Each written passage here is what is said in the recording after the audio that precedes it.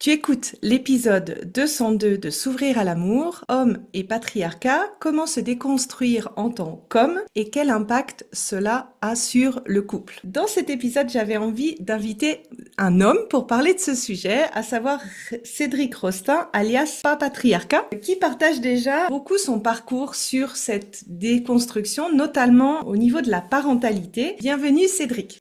Salut. Souvent, quand on parle de patriarcat, j'ai souvent le sentiment que c'est un petit peu, on oppose les hommes avec les femmes. Et personnellement, je pense en fait que on a aussi bien du côté des femmes que du côté des hommes un travail de déconstruction à faire, sans nécessairement avoir besoin d'aller pointer du doigt les hommes ou de les culpabiliser à ce sujet, parce que je pense personnellement en fait que les deux genres en ont souffert. Et ma première question envers toi, ça serait de savoir un petit peu comment tu en es venu finalement à te poser des questions sur l'impact du patriarcat dans ta manière de vivre, peut-être dans ta manière de relationner. Est-ce qu'il y a eu un moment comme ça déclencheur où tu t'es dit ah là peut-être la manière dont je m'y prends ça va pas. Comment ça s'est passé pour toi? En fait, j'ai pas de... Alors, mis à part la parentalité, l'arrivée de ma fille Sarah, qui va me faire, en effet, avoir une réflexion beaucoup plus profonde et poussée sur ces sujets-là.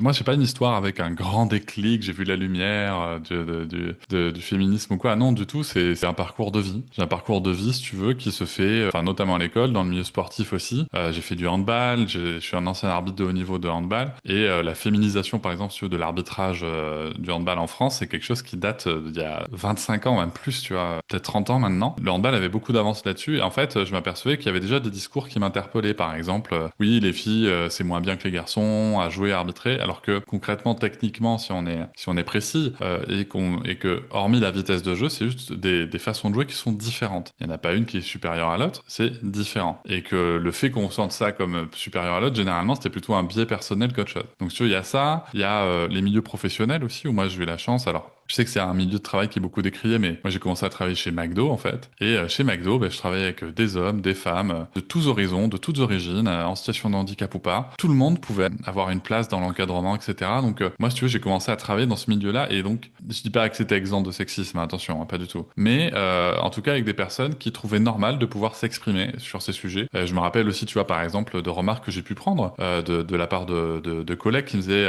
mais ça, ce que tu dis, c'est un peu homophobe ou quoi, tu vois. Donc, enfin, à l'époque, on disait pas homophobe. On disait, moi, je suis homosexuel et ça me dérange. Je me rappelle d'un collègue comme ça qui m'avait repris sur une remarque où j'avais dit, mais t'as raison, en fait. En plus, enfin, je n'ai rien d'homophobe, mais par réflexe, par culture, j'avais des choses comme ça que je pouvais dire où je pensais pas, parce que certainement pas concerné, que ça pouvait heurter. Et donc, voilà, c'est tout un tas de réflexions comme ça sur les sujets sexistes qui m'ont permis d'avancer. Et ensuite, dans d'autres parcours professionnels, notamment à la Fnac, j'ai pu rencontrer des gens qui n'avaient pas connu cette diversité et qui donc étaient vraiment des, par endroits, hein, pas du tout globalement, mais pouvaient être des concentrés de clichés qu'on pouvait se faire. Et c'était vraiment intéressant du coup de travailler avec eux à déconstruire ça. Et donc voilà, c'est vraiment le fruit d'un parcours. Et puis va arriver bien sûr la grossesse. Faut savoir aussi que j'ai fait une thérapie entre mes 30 et 32 ans qui va débloquer beaucoup de choses et que je recommande à tous les hommes, enfin toutes les personnes, mais plus particulièrement les hommes qui nous écoutent et plus particulièrement si possible avant d'être parents. Ça me semble essentiel. Et donc voilà, ça va être l'arrivée de ma fille qui va être vraiment le déclencheur d'une réflexion plus profonde au-delà du patriarcat. On va dire d'autres systèmes de domination, notamment adultes-enfants, qui sont en jeu et voir comment est-ce que tout ça s'imbrique,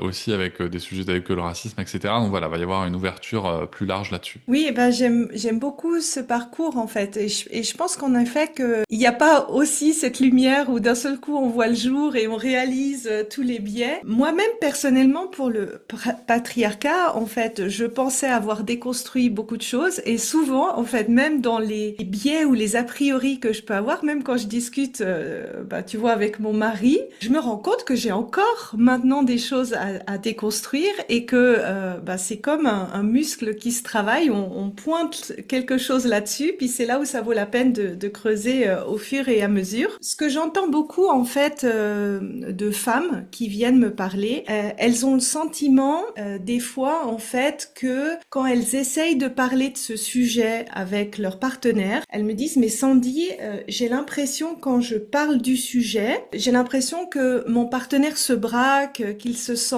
attaqué ou culpabilisé dans sa manière d'être. Qu'est-ce que tu pourrais dire, par exemple, aux hommes qui se sentent en effet attaqués? Alors bien sûr, la manière d'aborder le sujet, c'est aussi important que d'en parler, mais quels conseils tu pourrais donner? D'écouter, en fait. Le sujet, si tu veux, c'est que, et c'est très intéressant ce que tu dis, c'est que, alors, encore une fois, je sais pas dans l'exemple que tu donnes comment la personne a amené le sujet. Mais, ce qui est intéressant, dans beaucoup de cas, dans beaucoup de récits de femmes, qui parlent, qu'elles ont expliqué ça à leur compagnon, elles viennent exprimer une souffrance. Donc, elles sont le sujet de l'attention. Elles sont le sujet dont il faut prendre soin. Et là, beaucoup de cas, les hommes vont ramener le sujet à eux. Mais, donc, on va être sur des considérations très auto-centrées. Mais attends, mais tu dis que j'en fais pas assez. Non, en fait, je suis en souffrance. Donc, moi, je vais pas bien pour X ou Y raison. Je l'exprime de X ou Y manière. En fait, là, je t'exprime que ça ne va pas. Et ça, en fait, c'est lié à tout un tas de choses. Déjà parce que les petits garçons, dès l'enfance, on est éduqués à trouver des solutions.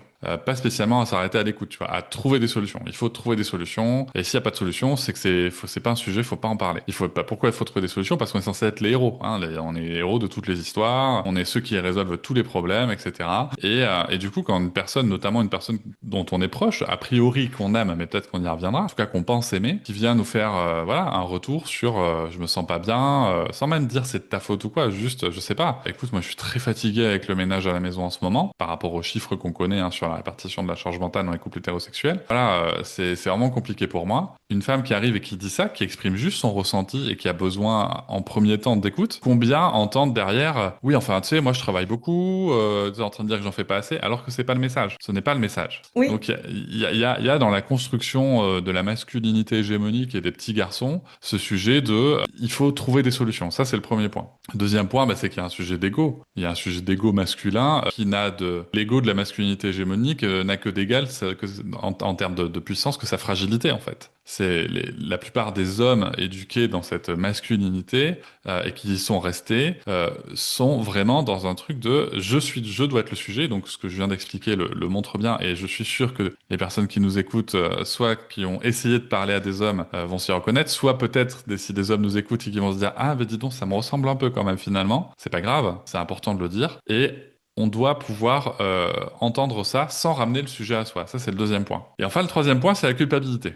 Pourquoi vouloir absolument ne pas faire culpabiliser les gens? Une culpabilité qui remet en question quelque chose avec lequel on se rend compte qu'on n'est pas aligné, sur quelque chose qui est amené, encore une fois, d'une manière non accusatoire, on va dire, mais c'est une culpabilité qui est très saine. Il faut au contraire l'identifier, la cadrer, s'en servir pour évoluer. C'est ça le sujet. C'est sûr que quand on arrive, tu vois, quand on rentre de sa journée et qu'on est fatigué, qu'on a passé une sale journée au boulot, mais homme comme femme, hein, qu'on a passé une sale journée au boulot et que notre compagne arrive en disant « Putain, tu fais chier, t'as encore laissé traîner tes trucs, ça m'emmerde » ou « Putain, le jardin est pas tondu » ou quoi ou qu'est-ce. Oui, c'est pas le meilleur moment. Mais en fait, encore une fois, faut pas s'auto-centrer là-dessus. Faut être capable soit de dire « Attends, waouh, là, on communique pas sainement là dans notre couple, donc j'entends que tu vas pas bien. » Et soit nous, on a l'énergie pour accueillir le truc, soit on se dit attends, on souffle un peu, on s'en reparle après. Mais en tout cas, il faut aussi comprendre que cette culpabilité, on peut en faire quelque chose. Et par rapport au fait, pour finir, que parfois ça peut être mal amené, avec tous les guillemets que je peux mettre, oui, parfois ça peut être mal amené. Mais est-ce qu'on questionne autant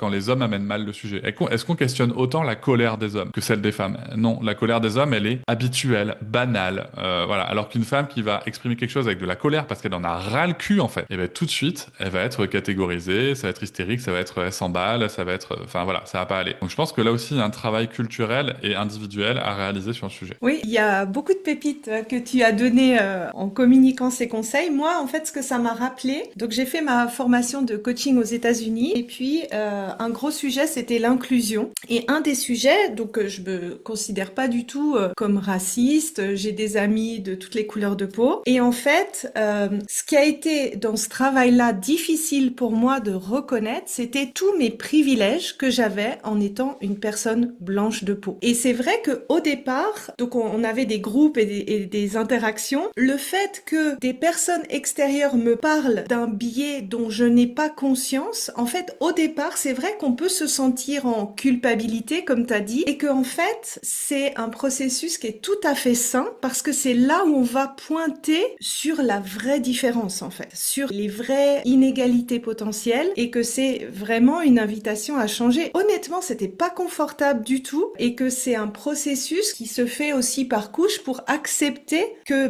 des fois il y a des privilèges, des fois il y a des différences, des fois il y a des inégalités et sans les prendre finalement personnellement. Donc Mais c'est tout le sujet du mot privilège en France, dans la langue française. Le mot privilège dans la langue française, il renvoie à quoi? Il renvoie à la noblesse, il renvoie à la bourgeoisie, il renvoie à ce qui est totalement pertinent, hein. Mais on le voit comme ça. Et donc, si tu veux, comme la plupart des gens, en fait, on fait pas partie des 10% ou des 5% ou des 1% les plus riches, on se dit, mais non, moi, j'ai pas vraiment de privilège. C'est pour ça que peut-être qu'en langue française, le mot avantage serait peut-être plus pertinent. Maintenant, c'est un mot qui est utilisé dans la recherche en sociaux, c'est pour ça qu'on l'utilise. Mais il faut bien comprendre que le sens culturel qui vient nous percuter, c'est celui-là. C'est en gros, je suis un privilège, donc ma vie est facile. J'ai des privilèges, donc ma vie est facile. Et c'est pas, en fait, le sens du mot privilège. Il y a une militante afroféministe anglaise, dont j'ai malheureusement pas le nom en tête là, qui le présentait dans un ouvrage de la façon suivante pour l'illustrer, notamment entre le privilège valide et non valide. Elle disait, on est dans la gare, on descend du train, il y a une personne en fauteuil, une personne, moi, avec mes deux jambes. Pour sortir, il y a un escalier, un ascenseur. D'accord? J'ai le privilège de choisir si je vais prendre l'escalier ou l'ascenseur. La personne en fauteuil ne l'a pas. Ça ne veut pas dire que je suis une mauvaise personne. Ça ne veut pas dire que c'est de ma faute. Ça ne veut pas dire que je l'ai provoqué. Ça veut juste dire que factuellement, j'ai un avantage ou j'ai un privilège de choix sur cette personne, mais c'est pas forcément de ma faute. Par contre, la question qu'on a le droit de se poser, c'est qu'est-ce que je vais faire de ce privilège? Merci pour cet exemple, je pense que c'est super parlant pour les gens. Avant de voir en fait des exemples typiques où le patriarcat peut finalement avoir une influence dans la relation de couple, je voudrais commencer par l'impact que ça a en fait sur les hommes eux-mêmes. J'avais fait un épisode, l'épisode 182, où je parlais des blessures du masculin et de l'influence du patriarcat. Toi, qu'est-ce que tu as pu peut-être prendre conscience pour ta situation personnelle ou des personnes de ton entourage ou des hommes avec qui tu interagis? Quels sont les effets du patriarcat, les effets négatifs du patriarcat chez les hommes? C'est qu'on est déshumanisé. On est déshumanisé dans le sens, pas par extérieur, hein, de l'intérieur. On est déshumanisé à l'intérieur. On devient des humains, notamment avec un fort handicap émotionnel. On devient des espèces de sous-humains, en fait. On nous a enlevé une partie de notre humanité en nous enlevant le fait de s'autoriser à être vulnérable. Voilà. Donc s'autoriser à être vulnérable, c'est quoi? C'est avoir le droit de pleurer, donc d'exprimer l'ensemble de ses émotions, savoir reconnaître l'ensemble de ses émotions, parce que généralement les garçons, c'est plutôt la joie, la colère, hein, puis on s'arrête là. Et puis dès qu'on a autre chose, ça va se transformer en colère ou autre chose en joie. Et bien entendu aussi, avec ce retrait de la vulnérabilité, le retrait de l'empathie. La capacité de s'ouvrir à ce que ressent l'autre, à le comprendre et à écouter, ou en tout cas à réfléchir non pas à ce que nous on ferait, mais à ce qui peut convenir à l'autre. Et pour ça demande vraiment, encore une fois, de se décentrer de soi, alors qu'on est dans un patriarcat, dans une culture où on est très auto-centré sur nous-mêmes, les hommes. Donc voilà, je pense que le premier point que ça mène, c'est qu'en fait, nous sommes plus vraiment humains. On se coupe d'une partie de notre humanité. Et ça, c'est vraiment terrible et très triste. Oui, et c'est même en termes de système nerveux, ça s'explique physiologiquement par de la déconnexion au corps, de la déconnexion à ses propres sensations, ses propres émotions. Et c'est exactement ce que tu dis, en fait, ça empêche, ça part pas toujours justement d'une mauvaise volonté, mais si pendant des années, on t'a appris à pas ressentir ce que tu sens à l'intérieur, à mettre ça sous un couvert, eh bien, automatiquement, c'est difficile d'avoir cette empathie, d'essayer de comprendre ce que les autres ressentent, parce que physiologiquement, la prise, elle est pas branchée à l'intérieur de soi. Je pense que là où on peut avoir peut-être de la compréhension et de la clémence, c'est que cette reconnexion au corps, à ses émotions, ça se fait pas comme ça du jour au lendemain. C'est vraiment un réapprentissage et je pense que c'est peut-être idéaliste pour moi, mais je pense que c'est au travers de la relation de couple qu'il y a beaucoup de guérisons qui peuvent se faire à ce niveau-là, en fait. Alors ça peut se faire au niveau de la relation de couple, ça peut se faire entre hommes, ça peut se faire pour certaines personnes seules. Ce qui est sûr, c'est que c'est un chemin. Ouais. Et sur un chemin, parfois, on court, parfois on marche, parfois on s'arrête, parfois on a besoin d'aide pour avancer, et parfois même on recule un peu parce qu'on a mal regardé quelque chose sur le chemin et que ça valait le coup de s'arrêter. Voilà, moi c'est comme ça que je le vois. C'est un chemin, donc on l'arpente comme on peut. L'important c'est de commencer à l'arpenter. Pour moi c'est l'essentiel. Donc voilà, après, je pense aussi que le sujet des hommes entre hommes, c'est vraiment une clé essentielle. Oui, alors je pense que c'est peut-être aussi la première étape pour que ça soit plus facile, en fait, peut-être de s'ouvrir. Est-ce que ça, c'est ton ressenti ou? Bah, ce que je constate, c'est que le fait de voir d'autres hommes, de voir d'autres possibles qui se sentent bien, c'est important. Tu sais, moi je sais qu'il y a plein de masculinistes qui ont beaucoup de mal avec moi. Alors je suis pas très musclé, ça c'est une chose, mais tu vois, je fais du sport, je suis 1m93, j'ai une barbe, voilà. Et en fait, j'embrasse plein de codes de la masculinité hégémonique classique. Mais à côté, tu vois, ben, j'ai ces discours-là, je peux porter des jupes, j'ai aucun problème avec ça. Je porte même, tu vois, des fois on m'a fait des remarques parce qu'il m'arrive de porter du rose et qu'il y a encore des mecs qui sont bloqués là-dessus. Et tu vois, en fait, il y a vraiment des trucs où il y a des mecs qui sont tellement bloqués là-dedans que c'est compliqué. Il y a vraiment des mecs aussi, voilà, ils vont te dire être vulnérable. D'ailleurs, c'est ce que tu vois dans les conseils de coach masculiniste, c'est pleurer devant ta compagne, c'est la pire chose à faire. Bah non, pas sûr, tu vois, pas sûr du tout. Mais oui, oui, le premier point, c'est ça, ouais. Ouais, je pense en effet que d'avoir des modèles, que s'ouvrir à ça, ça veut pas dire perdre son côté masculin, qu'on peut avoir les deux, qu'il y a des autres possibles. Moi, je te cite souvent en exemple pour des personnes qui ont besoin de voir d'autres modèles, de s'ouvrir à d'autres modèles. Je pense qu'en effet, ça aide quand la personne est en couple et que il y a des sujets typiques dans le couple où le patriarcat vient se mêler. Ça serait quoi pour toi les deux, trois sujets où le patriarcat a quand même encore une grande influence et que ça serait peut-être un premier terrain d'ouverture et de discussion? On se parle du couple hétérosexuel. Oui. Bah, moi, les trois grands sujets, ça va être la charge mentale, clairement, donc la charge mentale domestique et familiale. Hein, je pense qu'il faut bien la séparer. Je suis pas égalitariste pour un sou, je suis plutôt pour réfléchir à une équité en conscience. Donc voilà, ça va être la charge mentale. Je pense que la charge sexuelle est un sujet majeur dans les enjeux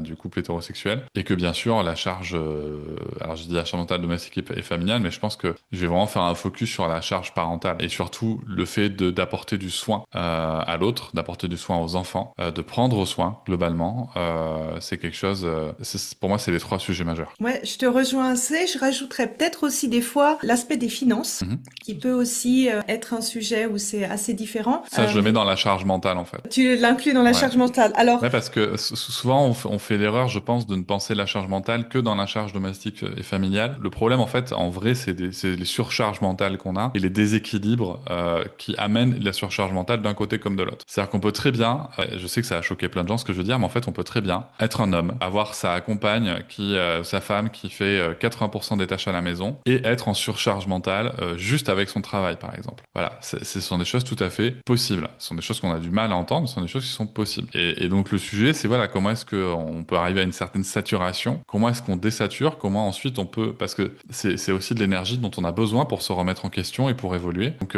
voilà, il y a plein de schémas possibles en vérité. est-ce que ça serait OK pour toi si on aborde ces trois pôles? Bien sûr, oui. Et puis pour que peut-être un petit peu verbaliser ou énumérer ce que tu vois comme les principaux, alors on est d'accord, les généralités, il y a toujours des exceptions aux règles, mais peut-être les points que tu constates souvent dans ces trois domaines. Bien sûr.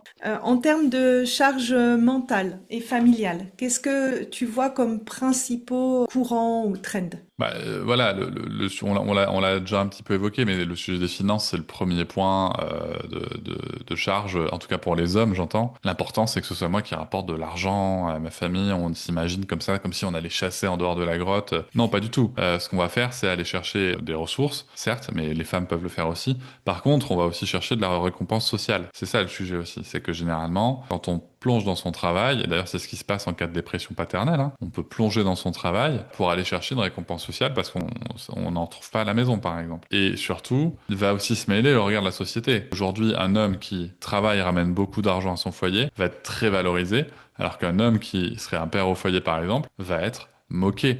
Marié va être mis à un autre statut, comme voire qu'humain, et va être toujours féminisé d'ailleurs. Parce que la grande option des masculinistes, c'est de croire que ce qui se rapproche d'un certain aspect du féminin, ça serait quelque chose de négatif. Ce qui est une réflexion à mener. Donc voilà, la charge mentale, pour moi, elle est là. Et de comprendre ce que c'est la surcharge mentale, et qu'en fait, quand une personne vient nous expliquer qu'elle est en souffrance notre compagne vient nous expliquer qu'elle est en souffrance, qu'elle exprime une souffrance de « je suis fatigué, avec les enfants, c'est difficile », au lieu de dire « tiens, mais t'as qu'à faire ci, t'as qu'à faire ça », peut-être prendre le temps de lister ce qui est fait, ce qu'il y a à faire, comprendre ce que nous on peut endosser ou pas, et comprendre qu'on avance ensemble. On n'avance pas l'un ou l'une derrière l'autre, mais ensemble. Et ça, c'est vraiment essentiel pour moi. Ouais, ça me rappelle en fait la discussion que j'ai eue avec Marie-Laïla du compte à part égale, Hmm. où dans sa constitution du budget, elle parlait de contribution en fait. Et je trouve que c'est un joli mot pour valoriser autant le temps, ce qu'on apporte à la famille, ce qu'on apporte au couple,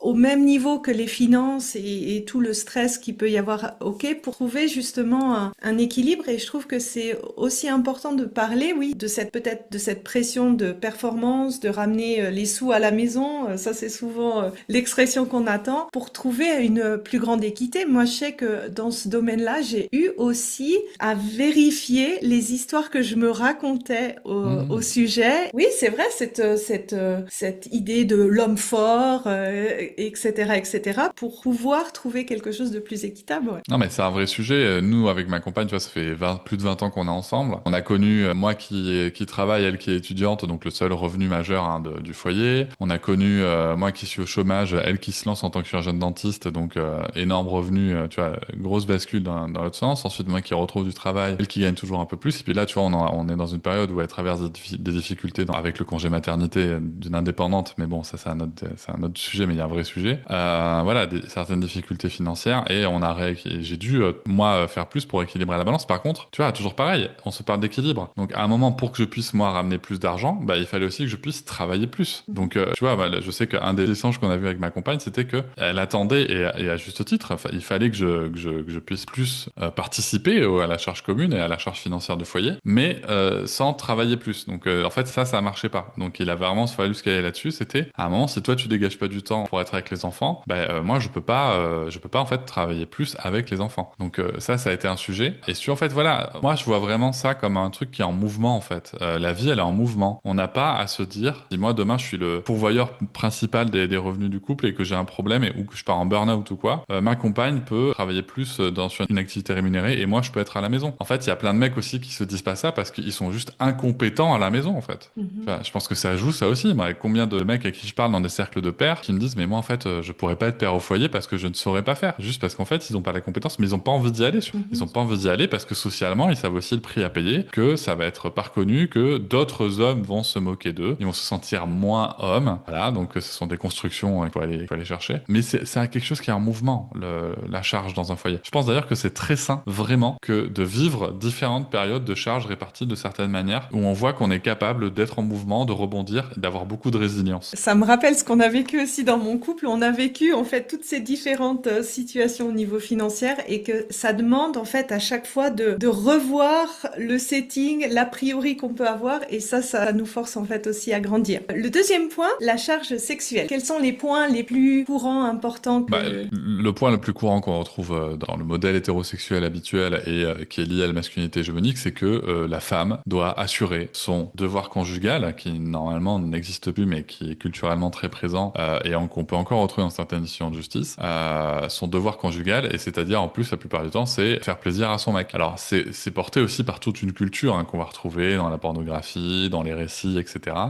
Et parfois dans certains textes religieux aussi. Donc voilà, cette charge sexuelle dans laquelle je vais mettre la charge contraceptive aussi. C'est un énorme sujet. Je veux dire, là, on est vraiment sur quelque chose où combien de femmes, je pense au livre de Maëlys Casté, sexologue, qui a écrit le livre Corvée de sexe, combien de femmes se forcent à avoir des rapports par peur que l'autre fasse la tête ou même se casse ou aille voir ailleurs ou quoi ou qu'est-ce. Et ça, c'est essentiel. Même si on pourrait remettre en question la fidélité dans le couple, mais ça serait l'objet d'un autre podcast. Voilà, il y a toutes ces croyances. Moi, je me rappelle d'une personne, qui j'échange, que je connais personnellement, qui me disait qu'elle s'était forcée à faire des fellations à son mec pendant son postpartum alors qu'elle était au fond du trou, parce qu'en fait il se plaignait que pouvait plus avoir de rapport pénétratif bien entendu, et aussi où est le plaisir des femmes dans ces rapports-là, c'est une vraie question, et c'est le deuxième grand point que viennent chercher je pense les hommes dans le couple hétérosexuel. Baptiste Beaulieu avait fait un très joli post en expliquant que les hommes n'aiment pas forcément vraiment les femmes, mais plutôt le confort qui vient avec la vie habituelle d'un couple hétérosexuel, et en fait c'est un petit peu ça, c'est aller travailler à l'extérieur pour avoir une activité gratifiante socialement et encore une fois travailler sur soi, être très auto-centré, avoir la possibilité de ne pas se questionner sur la logistique habituelle de la maison, et en tout cas la majorité de la logistique habituelle de la maison, et aussi avoir en fait tout simplement une disponibilité sexuelle de sa partenaire à volonté, en permanence, et selon ses propres envies. Voilà, et ça je pense que c'est vraiment important. Dedans je vais mettre la charge contraceptive contraceptif parce que la contraception, c'est un sujet dans un couple qui concerne les deux. Puisque, a priori, s'il y a un défaut de contraception, ça va être assumé par les deux. Majoritairement par le corps de la femme, il y a zéro débat là-dessus. Mais quand on est un mec et qu'on n'est pas un gros connard, a priori, si on a mis quelqu'un enceinte, on va faire le nécessaire pour, d'une part, suivre son choix sur la continuité de la grossesse et d'autre part, assurer la présence financière, émotionnelle nécessaire, donc matériel, émotionnel nécessaire. Et donc, une fois qu'on s'est dit ça, il y a aussi d'autres sujets qui entrent en ligne de compte. Est-ce que sa compagne supporte la pilule? Est-ce que la compagne supporte son stérilet? Etc. Quelle est la contraception de ma compagne? Est-ce que je suis capable de dire aujourd'hui ma compagne se contracepte et elle prend telle pilule, elle a tel stérilet, ça a telle conséquence sur son corps, elle a vu tel professionnel? Est-ce que je suis seulement capable de répondre à ces questions? Dans d'autres cas aussi, on peut avoir des modèles de contraception masculine, je pense à la contraception thermique notamment, ou comme c'est mon cas, vu que ma compagne et moi-même ne souhaitons plus avoir d'enfants, en premier mois d'ailleurs, en fait j'ai fait une vasectomie. Voilà, et il n'y a plus de questions à se poser. Je veux dire, pendant les rapports, etc., il n'y a plus de charge. Donc je pense que voilà, tout ça, c'est aussi une charge invisible dont on parle pas ou peu, mais qui est essentielle, et en tout cas quand on écoute les femmes, qui pèse sur les femmes. Ouais, cette notion de viol conjugal, c'est un gros sujet. Je dirais aussi un sujet qui peut-être concerne aussi les hommes. C'est aussi cet a priori que les hommes ont toujours de désir, sont toujours prêts à démarrer, que ce sont des machines de sexe sans variation. Est-ce que tu voudrais dire quelque chose aussi peut-être à ce sujet? Oui, c'est un sujet parce qu'encore une fois, on est dans le sujet de la performance, il faut avoir envie, il faut, etc. Et la question, c'est qu'est-ce qu'on veut faire avec... Alors, je vais être très cru là, dans ce que je vais dire, hein, mais la question, c'est se dire qu'est-ce qu'on veut faire en fait avec ces moments d'échange avec le ou la partenaire. Très concrètement, enfin, faire l'amour, ça doit être un temps d'échange, de partage de plaisir, d'envie, de désir. Et si on veut juste se vider les couilles, bah désolé les gars, mais en fait, on sait très bien le faire tout seul, a priori. Et a priori, en plus, on va être plus efficace. Premier point. Et l'autre point, je voulais quand même un petit peu nuancer le propos par rapport à la vision de la contrainte sexuelle, parce que le patriarcat, c'est pas non plus à sens unique. Et moi, j'ai eu une discussion avec ma compagne il y a 10 ans maintenant, quelque chose comme ça. Voilà, on parlait du consentement dans le couple, on parlait du viol conjugal. Je commençais à travailler sur cette question-là, à lire des choses dessus, à me renseigner. Et du coup, je lui ai dit, mais chérie, est-ce que t'es déjà forcé à ce qu'on fasse l'amour? Sachant que j'ai jamais insisté une fois qu'elle avait dit non. Il n'y a pas de débat là-dessus, même si dans beaucoup de couples, visiblement, il y a des débats. Mais en tout cas, elle me dit, bah oui, mais je trouve que ça a jamais été spécialement de ta faute. Alors moi, je tombe un peu dénu. Putain, merde. Voilà, ma femme s'est forcée à faire l'amour. Est-ce que c'est un peu comme du viol et tout? Et c'est vrai qu'elle, elle a remis ça avec un peu de perspective. Elle me dit, mais toi, chérie, est-ce que des fois t'étais fatiguée? Est-ce qu'on n'a pas fait l'amour parce que tu t'es dit, sinon elle va me saouler, sinon elle va me dire que je la trouve pas assez belle, que je la désire plus, sinon elle va me demander si je suis allé voir ailleurs. Et est-ce que quelque part mes propres insécurités t'ont pas contraint à avoir des fois des rapports? Et je me suis dit, ah ben si, en fait, si. Donc tu vois, bon, j'aime profondément ma compagne parce qu'elle est capable de cette nuance-là aussi, tu vois. Le consentement clair et libre, tu vois. Des fois aussi, je pense que les hommes doivent pouvoir dire, en fait, là, j'avais pas envie, on l'a fait parce qu'en fait, sinon, elle allait me saouler après et j'avais pas envie de répondre à ces situations-là. Un peu dans l'autre sens, tu vois. Donc Oui. voilà.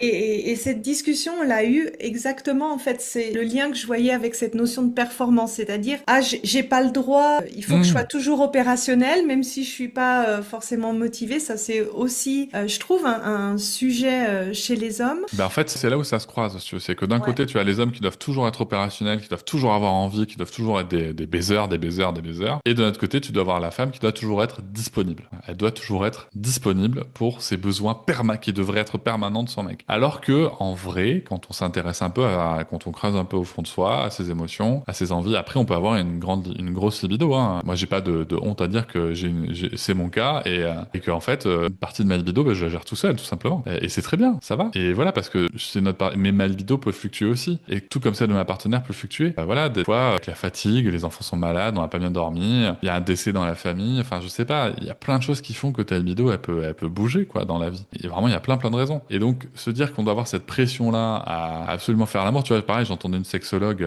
qui s'appelle Thérèse Argot, qui disait chez Thibaut InShape que il fallait absolument, quoi qu'il arrive, se fixer un rendez-vous pour faire l'amour au moins une fois par semaine. Bah non, en fait, non, désolé, quand tu traverses une dépression postpartum ou une dépression postnatale, quand ça va pas, etc., si tu te rajoutes une injonction, une pression, bah non, peut-être qu'il faut faire différemment. Oui, alors moi je trouve que se fixer rendez-vous, c'est pas mal pour avoir du temps consacré à. Par contre, s'imposer une fréquence, je suis aussi pas du tout de cet avis. Se fixer rendez-vous pour partager du temps, pour partager des émotions, pour partager des moments, mais 100 fois, mais alors 100 fois, vraiment, vraiment. Et c'est ce qu'on fait aussi avec ma compagne, tu vois. Maintenant, se fixer un rendez-vous dans le but, encore une fois, de résultats. En fait, si tu veux, c'est toujours pareil. En France, on raisonne beaucoup au résultat et pas au processus.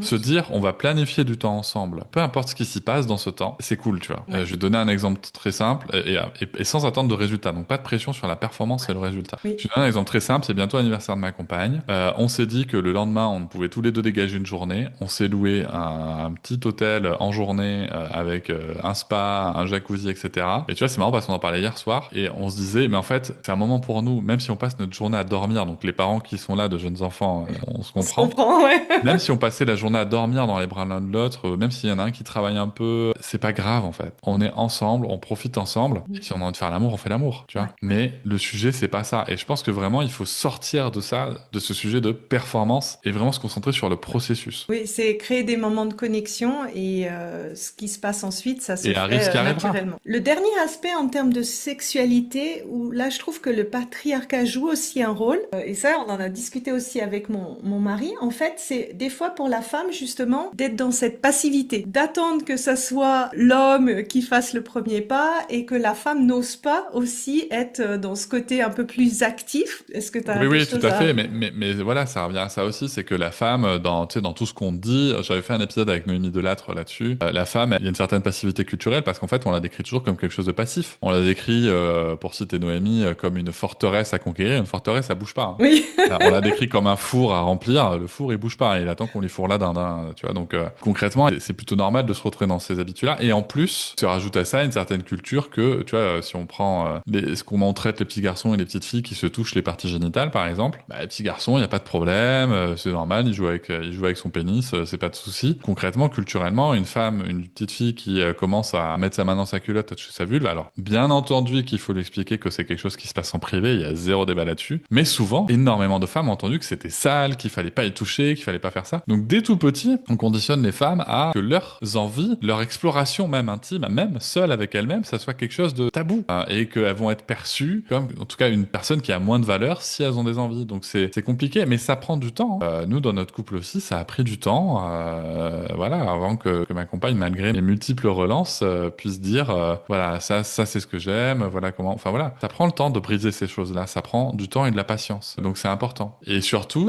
là où il faut pas se rater non plus, encore une fois, là, je m'adresse aux hommes, c'est que peut-être que notre partenaire, si elle explore ce qu'elle veut vraiment, c'est peut-être pas ce que nous, on pensait attendre, tu vois. Surtout dans les imaginaires qu'on peut avoir avec la pornographie, etc. Ou peut-être que ça sera encore plus extrême, tu vois. Oui, Voilà. oui, ça peut aller vraiment dans tous les sens en fait. Voilà, ça peut partir dans tous les sens, et tant mieux, parce que c'est ça qui est rigolo. Mais oui, bien sûr, cette passivité, enfin voilà, il suffit de lire tous les textes, mais même les textes de certains grands poètes qu'on adore, tu vois, te parler en lettres classiques. Oui, enfin, à chaque fois, la femme, c'est un objet neutre, immobile, qu'on va aller, en tout cas passif, qu'on va aller conquérir. C'est pas pour rien non plus que je pense à tous mes amis homo à qui on a demandé, mais t'es passif ou t'es actif? Bah écoutez, même s'il peut y avoir des préférences de style, moi, grâce à mes amis homosexuels, j'ai découvert que, comme la sexualité hétérosexuelle, il y a beaucoup plus de nuances que je suis actif ou passif. Et encore heureux. Mais tu vois, on a toujours cette vision hétérosexuelle qui s'impose il y en a un qui est actif et une, en l'occurrence, qui doit être passive. Et c'est dommage parce que je pense qu'il y a plein de mecs, du coup, qui passent à côté d'une sexualité beaucoup plus intéressante et joviale et plaisante que ce qu'ils peuvent croire. Oui, ben merci pour ton partage. Je pense que rien que à entendre l'échange, on voit en fait la multiplicité des sujets à interroger dans le couple où le patriarcat a une influence. Le dernier, la parentalité, c'est quoi les principaux sujets que tu vois? Le principal sujet, c'est s'arrêter en fait. C'est pour les hommes, j'entends, hein. C'est être capable de s'arrêter pour accueillir l'enfant et soutenir la mère. Voilà, dans le cadre du couple hétérosexuel toujours. C'est-à-dire que quand on devient père, notamment dans les premières semaines, les premiers mois, il faut comprendre une chose, c'est qu'on fait partie d'une magnifique histoire, mais on n'est pas le héros de l'histoire. On est un partenaire qui va soutenir, mais on n'est pas le héros. Et ça, vraiment, je pense que c'est quelque chose qu'il faut intégrer totalement. Je pense quasiment 100% des gars que j'ai accompagnés, avec qui j'ai pu parler de paternité, c'est toujours pareil, c'est oui, mais moi, je dois aller retourner travailler, oui, mais moi, ce qui est vrai, hein, attention, hein. Oui, mais moi, bah, du coup, ma femme, elle s'occupe plus de moi. Oui, c'est vrai. Faut lever le voile hein, là-dessus, c'est que devenir parent, bah oui, que tu sois un homme ou une femme, a priori, pendant les premières semaines ou mois, tu vas être au second plan pendant X temps. Voilà. Ça veut pas dire que dans ces semaines et mois, on peut pas créer des espaces, créer des bulles pour se retrouver, etc., selon les possibilités de chaque couple selon l'entourage, etc. Et bien sûr, chaque enfant, etc. Mais globalement, pendant plusieurs semaines et mois, on va être au second plan. Et voilà. Et ça peut prendre un certain temps pour se ramener. Moi, tu vois, sur mon deuxième enfant, ça m'a pris 1 an pour ne serait-ce que retourner faire du sport. Tu as déjà commencé juste de mois à mois, tu vois. Et ça nous a pris du temps avec ma compagne parce qu'en plus, on avait un enfant avec un RGO, donc un reflux gastro-œsophagien. C'était très compliqué de le laisser seul. Ça a pris, ouais, quasiment 1 an à ce qu'on puisse aussi se retrouver des moments à deux. On a trouvé, tu vois, des petites bulles à droite à gauche, mais on se parle en session de 1 heure, 2 heures, tu vois. Donc ça peut être comme ça. C'était pas comme ça pour la première, attention, hein, je dis pas que ça va être comme ça pour toutes, hein, pour toutes les personnes qui rencontrent, mais tu vois, le deuxième, par exemple, c'était très dur sur cet aspect-là aussi. Donc je pense que voilà, comprendre ça, que on n'est plus le héros, on n'est pas le héros de l'histoire en tout cas, si tant est qu'on l'ait été un jour, mais ça c'est un autre débat. On doit prendre soin de quelqu'un d'autre, peu importe ses ressentis personnels. Alors attention, là-dessus, il faut absolument que je nuance le propos, c'est essentiel pour la santé mentale de tout le monde. Ce que je veux dire, c'est que si on s'aperçoit qu'on va trop mal pour réussir à prendre soin, alors on peut l'anticiper justement en prenant soin de soi, chose qu'on n'a pas forcément appris à faire en tant que mec, vraiment prendre soin de soi et de ses émotions. Mais en tout cas, dans tous les cas, il va bien falloir qu'on prenne soin du bébé et qu'on prenne soin de la maman. Et c'est là aussi où il y a un sujet aussi politique et social qui est essentiel, c'est que pour arriver à prendre soin correctement, il faut pouvoir être auprès du bébé correctement. Et c'est pour ça qu'on doit militer, nous les hommes, et on voit bien qu'il y a un problème, puisque ce sont toujours les femmes qui militent majoritairement pour un congé paternité paritaire. Et nous, les hommes, on devrait être capables d'avoir le courage de revendiquer cette évolution sociétale nécessaire, justement, pour qu'on puisse tenir le rôle qu'on a beaucoup plus facilement. Et comprendre les vrais enjeux de la parentalité et de la paternité. Ouais, pour moi, en fait, le congé paternité, c'est aussi une manière de donner l'espace et puis le temps au papa de trouver son rôle, de prendre sa place, de construire son rôle. Moi, j'ai eu pour mon fils, j'ai eu une césarienne. Honnêtement, si mon mari n'avait pas pris, donc il a pris sur des vacances parce que ce fameux congé paternité n'existait pas, j'aurais été vraiment mal en fait, hein, parce Mais que tout à fait. physiquement, j'avais pas cette capacité et j'étais heureuse en fait qu'il soit là pour pouvoir être avec l'enfant, pour me soutenir aussi parce que c'était sinon super dur. Moi, ma compagne, elle a eu 2 césariennes. Tu vois, juste pour qu'on comprenne la nuance que je voulais apporter, je vais donner ça avec un exemple matériel, hein, pas émotionnel, mais matériel. Donc, pour l'arrivée de notre grande, j'ai dormi à la maternité. Il n'y avait pas de suite parentale, de chambre parentale, donc j'ai dormi pendant plusieurs jours sur un espèce de lit de camp avec des ressorts, c'était horrible. Et bien sûr, la nuit, en plus, ma compagne ayant eu une césarienne, ne pouvait pas forcément se lever et je passais beaucoup de mon temps de nuit à marcher dans les couloirs avec bébé, tu vois, avec mon petit doigt dedans, etc., en croisant d'autres parents, comme des zombies, tu sais, j'appelle ça Walking Dead. On est vraiment comme des zombies, on avance. Et en fait, là-dedans, tu t'oublies, si tu veux, tu t'oublies parce que c'est un moment où, peu importe ton état de fatigue, il faut faire ça. Il faut faire ça. Et après, toi, tu vas essayer de récupérer quand tu pourras. Bon, forcément, sur le lit que j'avais, c'était pas évident, c'était même pas possible. Et en fait, donc, là où je veux en venir, c'est que c'est pas une période, même si c'était merveilleux d'accueillir ma fille, c'était pas des nuits très faciles. Et ce qu'on s'est dit pour le deuxième, c'était, a priori, il va se passer la même chose. Enfin, on savait qu'il y aurait une césarienne. A priori, il va falloir que je me lève la nuit. Donc, on a anticipé ça au maximum pour avoir ce qu'on appelle une suite parentale. Alors, elle n'avait pas imaginé des trucs de dingue, hein. C'est juste que tu as 2 lits d'hôpital dedans. Mais en tout cas, tu as un vrai lit. Et ça a permis quoi? Ça a permis de mieux dormir le temps où je pouvais dormir et de pouvoir un peu dormir à la journée. Parce que le lit de camp, tu vois, dans l'autre chambre, pour la grande, fallait le fermer la journée. Même s'il y a eu d'autres problématiques qui sont ajoutées, puisque là, on avait déjà un enfant, donc fallait que j'aille la récupérer et tout. En tout cas, tu vois, je pouvais grappiller des petites siestes confortables. Donc, c'est pour ça que je te dis, on doit comprendre qu'on est là pour prendre soin. Après, on peut travailler les conditions dans lesquelles on prend soin. Mais on doit prendre soin. Donc, je voulais donner cet exemple matériel qui, je l'espère, sera assez parlant pour bien se rendre compte. Et aussi, tu vois, je pense à plein de choses. Il faut aussi se préparer à lutter face à un système qui nous dit que c'est pas notre place. Ça, c'est essentiel. Je me rappelle, pour notre grande, ma compagne était toujours alitée suite à la césarienne, fallait donner le bain au bébé et la personne, je sais plus si c'était une sage-femme ou une aide-soignante, qui arrive et qui dit, madame, essayez quand même de vous lever, je vais vous montrer. Et moi qui ai dû dire vraiment, enfin, déjà, je n'existais pas dans la pièce, tu vois. Et qui ai dû vraiment dire, non, en fait, c'est à moi que vous allez montrer et plus tard, je lui montrerai. Et elle regarde ma compagne, mais vous êtes sûr? Et elle était là, oui, mais enfin, c'est le papa, c'est quoi le problème, tu vois? Et voilà. Et par rapport au congé paternité, je pense qu'il est essentiel, justement, aussi que, on mette vraiment les mains dans le cambouis et qu'on ait une période autonome avec l'enfant, sans la maman. Ça me paraît essentiel. Moi, j'ai connu ça, premier enfant, en ayant 2 semaines seul avec ma grande, ma compagne ayant repris le travail avant moi. Et c'était vraiment, ça change tout. Ça change tout. Mais ça permet aussi, encore une fois, je vais rester sur les considérations matérielles, hein, pour que ça parle à un maximum de gens, même si on sort du contexte émotionnel. Tu vois, par exemple, je suis 1m93, ma compagne fait 1m67. Le fait de régulièrement changer les couches, etc., ça a permis de comprendre aussi que l'agencement d'une table à langer d'une personne qui fait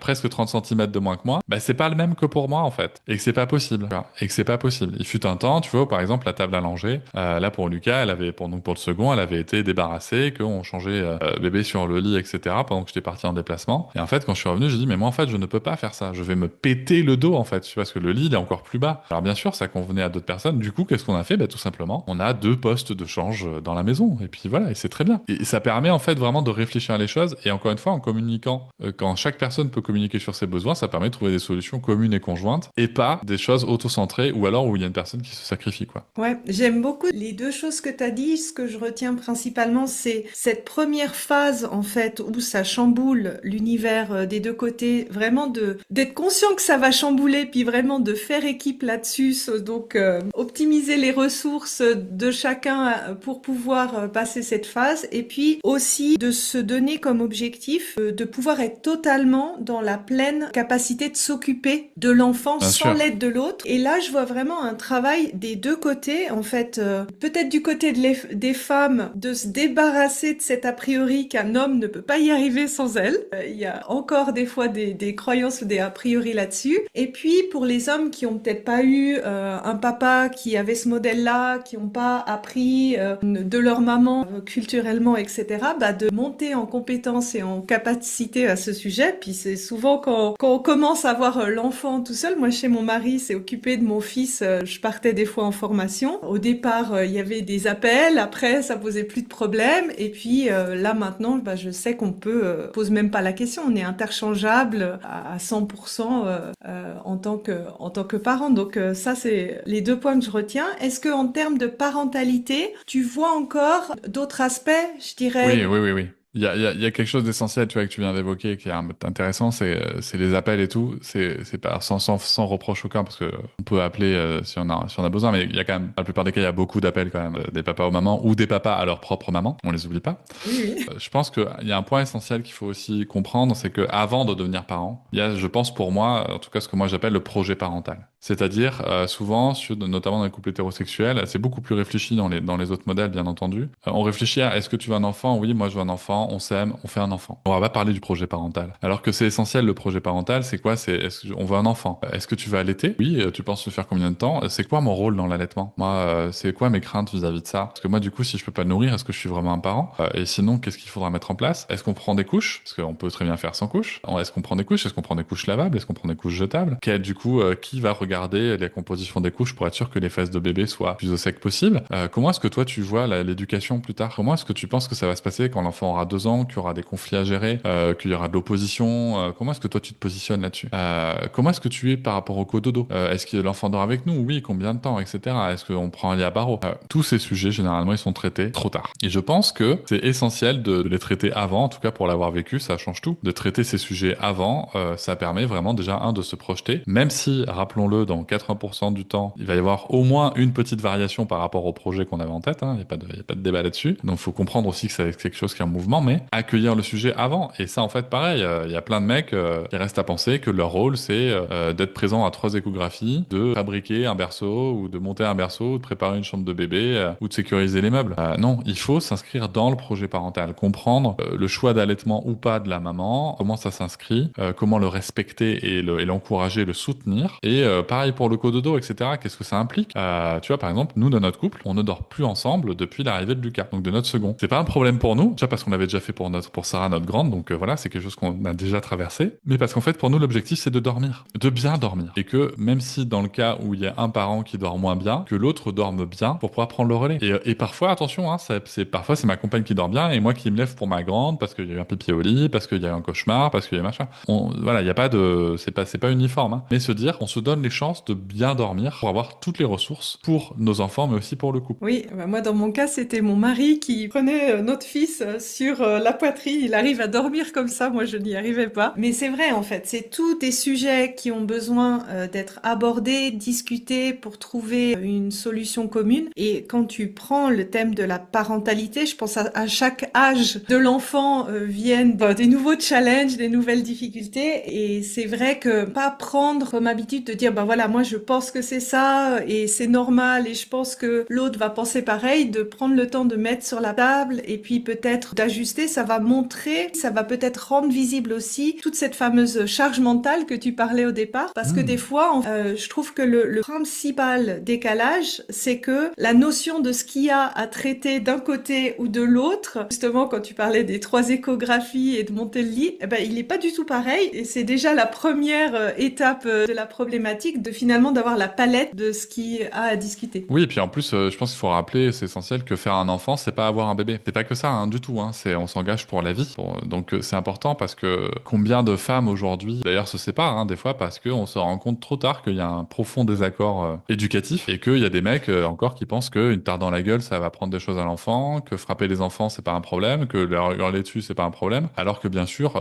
les femmes, de par le biais genré qu'il y a, sont plus renseignées là-dessus et ont bien compris qu'en fait, ça s'arrête pas à grand chose. Mais aussi parce que en France aujourd'hui est encore véhiculée l'idée que le père doit être pourvoyeur de violence dans le foyer. Par exemple, dans le livre d'une psychanalyste qui est très médiatisée, Caroline Goldman, on peut encore lire là, en 2025, quand on enregistre, que, je cite, le rôle premier du père, c'est d'incarner la loi dans le foyer et d'intimider l'enfant. Intimider, ça veut dire remplir quelqu'un de peur. Donc là, on est en 2025, on est même en fin 2025, et ce genre de propos est encore monnaie courante. On peut avoir encore des élus, je pense, ou même des gens en situation de responsabilité. Je pense au préfet de l'Hérault il y a 2 ans et au maire de Béziers, qui ont tous les deux déclaré que voilà, mettre des gifles aux enfants, c'était pas un problème. Bah si, en fait, c'est un problème. C'est un problème. En plus, ils encouragent à ne pas respecter la loi, donc ça, c'est un autre problème. Mais voilà, il faut aussi pouvoir se mettre d'accord là-dessus, je pense. Se projeter dans, on va avoir un enfant. On va faire un enfant. Il faut se projeter sur, est-ce que on va être d'accord sur comment on se projette sur toutes les étapes de la vie.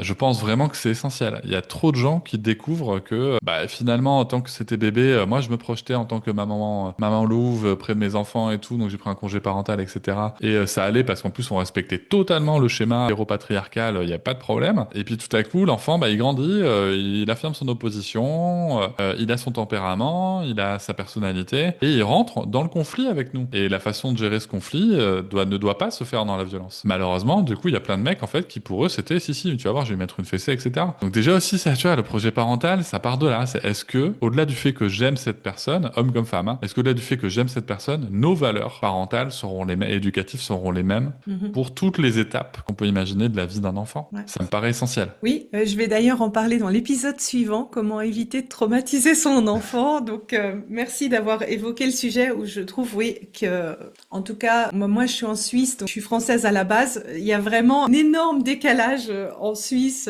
par rapport en France, je trouve, culturellement, ce sujet. Et ça sera le sujet du prochain épisode. Comme mot de la fin, qu'est-ce que tu aurais envie de dire aux personnes qui nous écoutent, qui ont peut-être des garçons, des enfants? Qu'est-ce que tu conseillerais justement pour éviter de reproduire ces schémas, ces différences? Faites une thérapie, les gars. Faites une thérapie. À un moment, il n'y a pas de miracle. Et si vous n'avez pas les moyens de faire une thérapie, que je peux comprendre, au moins lisez, instruisez-vous. Il y a des podcasts qui sont gratuits. Je pense notamment au podcast Les couilles sur la table de Victoire Toyon qui vient questionner la masculinité. Il y a le podcast de Fabrice Florent, Histoire de daron, Histoire de mec, qui viennent questionner les masculinités aussi beaucoup. Et bon, il y a le mien, bien entendu aussi, mais sinon, faites une thérapie. Comprenez que ne pas pleurer, avoir peur de pleurer, avoir peur d'être vulnérable, ce n'est pas l'état normal d'un être humain qui a toutes ses capacités émotionnelles. Ce n'est pas quelque chose de normal. Vous avez été cassé. Il y a aussi le documentaire Éduquons nos fils, qui a été réalisé par Marie-Christine Gambard, qui est disponible sur France TV, gratuitement. Voilà, il y a tout ça, je pense qu'il faut bien prendre en considération, on n'est pas une espèce de... Enfin, on n'a pas à être victime de patriarcat toute sa vie, on n'a pas à manquer de courage de regarder la réalité de ce qu'on a vécu, de l'éducation qu'on a reçue, des pères que nous avons et que nous avons eus. On doit aller chercher, mettre en face de ce qu'on a senti, ces loyautés enfermantes qu'on peut avoir, et avancer. Faites une thérapie, et si possible avant de devenir parent, vraiment. Et si c'est après, c'est pas grave. Il est toujours temps de réparer les choses. On a un très bel épisode avec Brigitte Auriol, qui est l'épisode 120, qui est une psychothérapeute formidable qui a bossé 12 ans avec Alice Miller. Il est toujours temps de réparer. Il est toujours temps de s'instruire. Et si par hasard, il y a des parents qui nous écoutent, d'ailleurs, tant que j'y pense, qui ont des grands enfants, qui se comprennent pas pourquoi est-ce que les grands enfants qu'ils ont prennent leur distance, ou où il les voit plus beaucoup. Il y a le livre de Brigitte Auriol qui s'appelle Après tout ce qu'on a fait pour toi, que je vous invite à lire. Voilà, on peut réparer à tous les moments de la vie. Mais si on peut faire une thérapie avant, on gagne du temps, on gagne de l'énergie, et on devient plus humain, donc c'est important. Bah, merci, je trouve aussi que être le modèle, c'est la meilleure manière de transmettre à ses enfants. Et si, attends, excuse-moi, je vais rajouter quelque chose parce que c'est quelque chose qui revient à chaque cercle d'hommes et de pères que je peux animer ou auquel je peux participer. S'il y a des hommes qui écoutent ou si vous êtes une femme et que de poser cette question à votre mari ou à votre mec, c'est quand la fois où tu as pris un homme dans tes bras, que tu lui as fait un câlin hors compétition sportive? Posez-vous cette question, les gars. Ouais, ça risque de faire plusieurs années. Ben, merci infiniment Cédric pour ton temps, pour les ressources que tu as partagées, pour avoir aussi parlé de ton expérience personnelle. Je pense et j'espère, en tout cas, dites-le nous sur Instagram, que ça va ouvrir des portes, ouvrir des cœurs surtout. Et je vous souhaite une très bonne journée sur ce podcast. Merci encore. Merci.